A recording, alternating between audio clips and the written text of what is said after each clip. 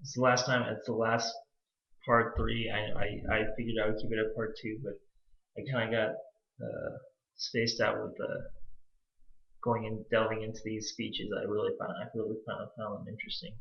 But anyway, the point is that I found going on what I was continuing about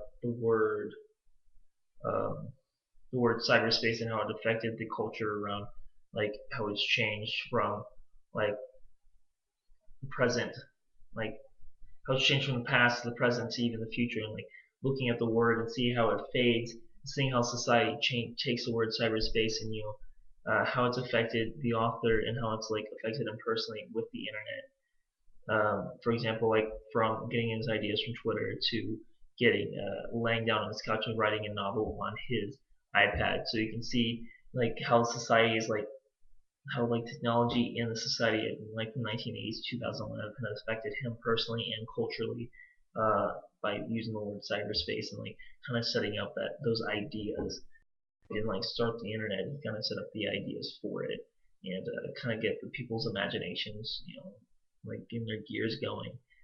Um, and going on to the telescopes, I would say one of the more trickier ones to relate to this, but at the same time, the telescope was a technological invention, and to be honest, it was one of the more important ones I would say, because the around 40 years ago when the telescope was invented, um, that was the first start of like a cultural, I would say, a cultural revolution, not a cultural revolution, but like more of an understanding of like the world around us, like something out, like we thought the world revolved around us, like everything revolved around the world.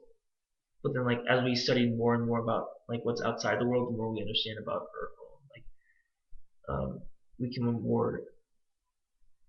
I don't know. I'm trying to explain it. It's like more the world, um, feeling, seeing the world around us is kind of understanding our own world because we have we can see like how other planets are formed, or we can see the stars die and see how other like solar systems work.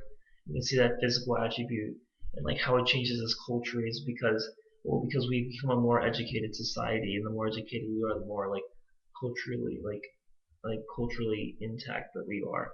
So I feel like there's like the science community, like how the science community advances work at the same time with the cultural communities. So all three of these have a special connection of like how technology has affected the culture around us, and you can see through all these free speeches, even though they have completely different areas, ranging from the like art history to science fiction to astrology. There's still like a form of like a common bond and a well-rounded understanding of the humanities, and how these technologies, um, and how the technologies in each of these eras affected us, like affected myself, yourself, and everyone else culturally, from the past, the present, and the future. Thank you for listening so long, and I hope you didn't get tired of my voice. So, you have a good one, and Matthew Rayner signing off.